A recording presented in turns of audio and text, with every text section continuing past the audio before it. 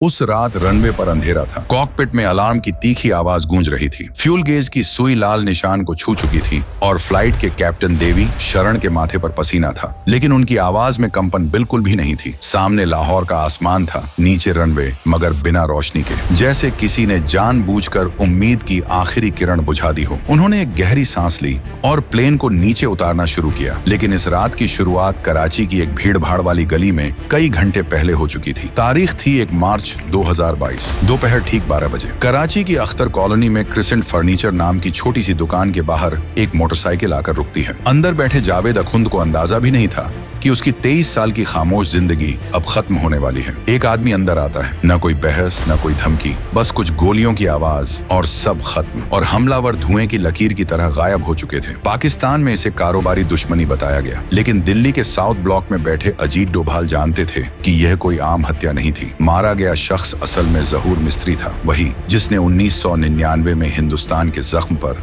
नमक छिड़का था। अब कहानी पर वापस लौटते हैं। तारीख थी 24 दिसंबर 1999।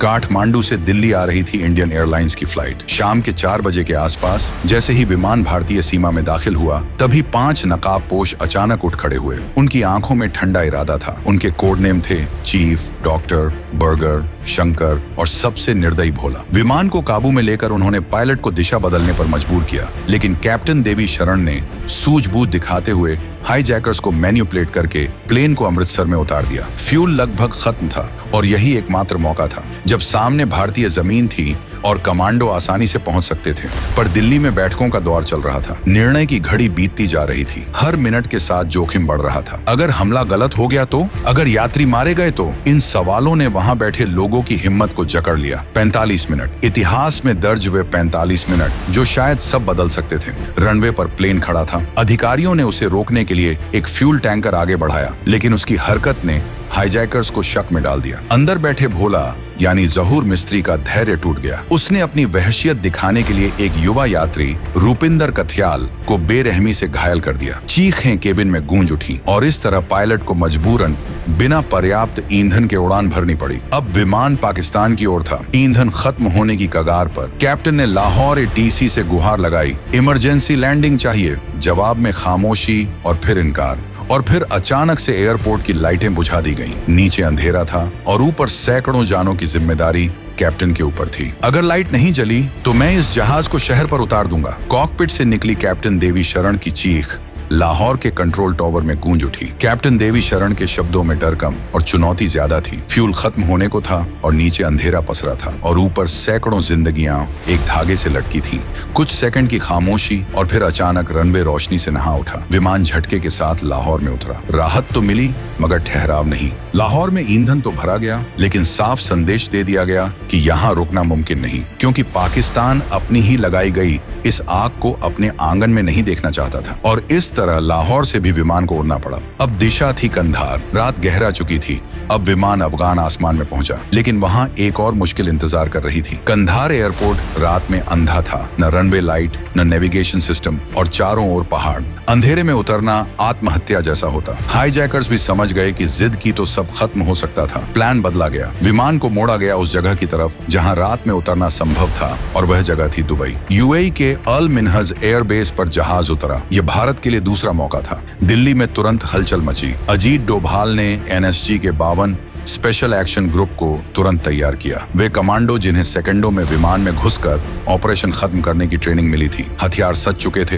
रणनीति तय थी। जैसे ही संकेत मिलेगा तो अंदर घुसो, खतरा खत्म करो, सब तय था। लेकिन युद्ध सिर्फ बंदूक से नहीं लड़े जाते। राजनीति भी मैदान में उतर आई। यूएई सरकार ने साफ मना कर दिया कि उनकी जमीन पर कोई सैन्य कार्रवाई नहीं होगी। जोखिम बहुत बड़ा था। एनएसजी जवान तैयार बैठे रहे, पर ट्रिगर दबाने की इजाजत नहीं मिली। दुबई में 27 यात्रियों को छोड़ा गया। रूपिंदर कथियाल का निर्जीव शरीर भी उतारा गया। ये एक खामोश गवाही थी उस क्रूरता की जो अमृतसर में दिखाई गई थी। लेकिन हाईजैकर्स जानते थे कि दुबई सुरक्षित ठिकाना नहीं है। उन्हें चाहिए था तालिबान का किला। 25 दिसंबर की सुबह सूरज उगते ही विमान फिर आसमान में था और मंजिल थी कंधार। इस बार उजाला था। सुबह करीब 8:30 बजे विमान ने धूल से भरे रनवे को छुआ और दृश्य बदल चुका था। चारों ओर तालिबान के लड़ाके, tank, pickup truck, rocket launcher. आधिकारिक तौर पर वे विमान यात्रियों को सुरक्षा दे रहे थे, लेकिन असल में वे हाईजैकर्स के लिए ढाल बन चुके थे। अब यह केवल अपहरण नहीं था, बल्कि यह भू राजनीति का अखाड़ा था। भारत ने अपने सबसे अनुभवी वार्ताकार भेजे, रॉ के विवेक काड़ू,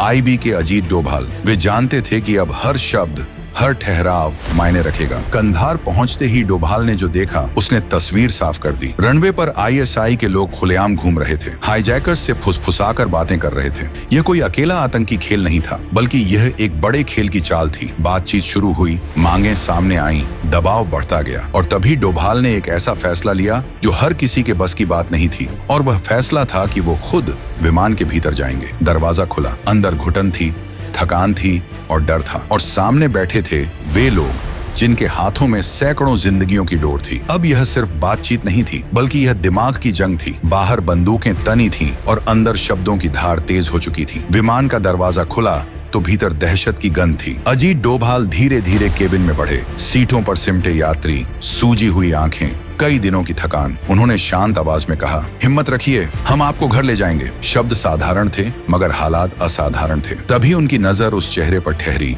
जिसका नाम था जहूर मिस्त्री। वही ठंडी आंखें, वही कठोरता। केबिन में फैला खौफ उसी की देन था। फिर आई तारीख 31 दिसंबर 1999। अंततः भारत को भारी मन से समझौता करना पड़ा। मसूद अजहर, उमर सईद शेख और मुश्ताक जरगर की रिहाई के बदले यात्रियों की आजादी तय हुई। दुनिया ने इसे कूटनीति कहा और कई लोगों ने मजबूरी। जब आतंकवादी जीप में बैठकर रेगिस्तान की तरफ बढ़े तो उनमें से एक ने पीछे मुड़कर व्यंग्य भरी मुस्कान फेंकी और बोले कि हमने आपके लिए एक न्यू ईयर गिफ्ट छोड़ा है। डोभाल की आंखों में चमक कौंधी। तुरंत विमान की तलाशी शुरू हुई। कार्गो होल्ड में एक लाल बैग मिला जिसके अंदर RDX और टाइमर था। अगर कुछ मिनट और गुजर जाते तो इतिहास अलग होता। वह सिर्फ धमकी नहीं थी, वह अंतिम वार था। जहूर भागते भागते भी वार करना चाहता था। उस दिन कंधार की धूल में खड़े डोभाल ने हार नहीं देखी। उन्होंने चेहरे ओझल होते देखे और भीतर एक संकल्प दर्ज कर लिया था कि बदला शोर से नहीं, समय से लिया जाएगा। साल गुजरते गए, सरकारें बदली,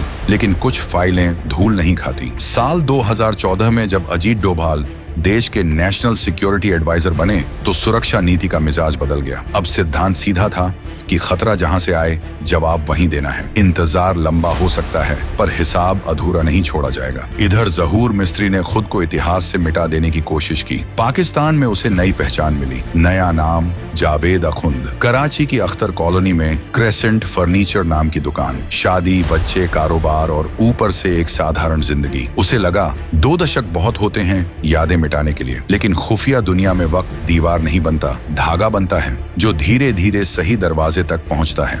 सीधे खोजने के बजाय नेटवर्क को पढ़ा गया। रॉ ने जैश-ए-मोहम्मद के शीर्ष कमांडरों की गतिविधियों पर नजर रखी। मसूद अजहर, रऊफ असगर और उनके करीबी। कॉल रिकॉर्ड, मुलाकातें, पैटर्न सब खंगाला गया। और तभी एक अजीब सिलसिला सामने आया। कराची की अख्तर कॉलोनी में एक खास इलाके में जैश के कई बड़े चेहरे आते जाते दिखे। वहां कोई मदरसा नहीं था, कोई ट्रेनिंग कैंप नहीं था। यह थी बस एक मामूली सी फर्नीचर की दुकान जिसका नाम था क्रेसेंट फर्नीचर। आखिरकार शक की सुई इस दुकान के मालिक पर ठहरी जिसका नाम था जावेद अखुंद। लेकिन 23 साल लंबा समय होता है। चेहरे बदलते हैं, बाल सफेद होते हैं, चाल ढाल बदल जाती है। जमीन पर मौजूद रॉ के एसेट्स ने उसकी तस्वीरें ली। हर एंगल से पुराने रिकॉर्ड से मिलान शुरू हुआ। उसके जबड़े की बनावट, आंखों की दूरी, कान का आकार। वक्त बहुत कुछ बदलता है, मगर कुछ निशान छुपते नहीं। फाइल फिर से खुल चुकी थी। कंधार का वह दिन, वह लाल बैग, वह मुस्कान, सब एक बिंदु पर आकर जुड़ रहे थे। और अब शिकार को पता भी नहीं था कि अजीत डोभाल नाम के शिकारी ने उसकी गंध पहचान ली है। कराची की उस दुकान से ली गई तस्वीरें चुपचाप दिल्ली पहुंची। उन्हें 1999 की धुंधली फोटो, स्केच और पुराने खुफिया रिकॉर्ड के साथ रखा गया। चेहरे पर वक्त की लकीरें थीं,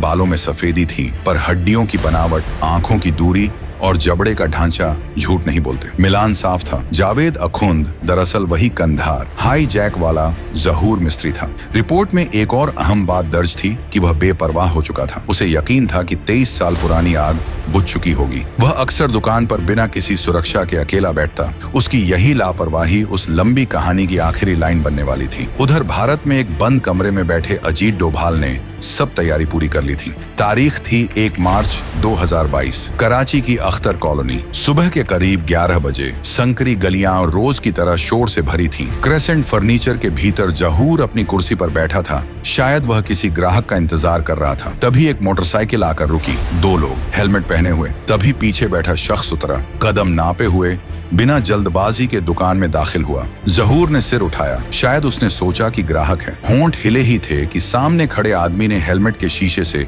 उसकी आंखों में देखा। एक पल की खामोश पहचान और तभी पिस्टल बाहर आई। पहली गोली सिर में लगी, कुर्सी पीछे खिसकी। 2 और गोलियां चली जो सीधे सीने में लगी। कोई संवाद नहीं, कोई चेतावनी नहीं, सिर्फ 3 सेकंड और 23 साल का हिसाब पूरा हो चुका था। हमलावर मुड़ा, बाहर निकला। बाइक स्टार्ट हुई और वह भीड़ में ऐसे घुल गए कि जैसे कभी थे ही नहीं। कुछ देर बाद सायरन गूंजे। पुलिस आई। पुलिस का बयान आया कि हत्या के पीछे व्यापारिक रंजिश थी। मीडिया ने कहा लूटपाट का शक। शुरुआत में मामला साधारण हत्या की तरह पेश किया गया, पर सच्चाई ज्यादा देर छुपी नहीं। जनाजे में शामिल चेहरों ने कहानी बदल दी। कट्टरपंथी संगठनों के बड़े नाम मौजूद थे। मसूद अजहर का भाई भी दिखा। तब साफ हो गया कि मरा हुआ आदमी सिर्फ फर्नीचर व्यापारी नहीं था। कंधार की रेत में जो अपमान, जो असहायता दर्ज हुई थी, अमृतसर की हिचक, दुबई की बंदिश और कंधार की मजबूरी, उन सब का जवाब सालों बाद कराची की एक दुकान में दिया गया। यह शोर वाला बदला नहीं था, बल्कि यह इंतजार वाला बदला था। कुछ लोग कहते हैं कि यह नई सुरक्षा सोच की मिसाल है। जहां खतरा पैदा होता है,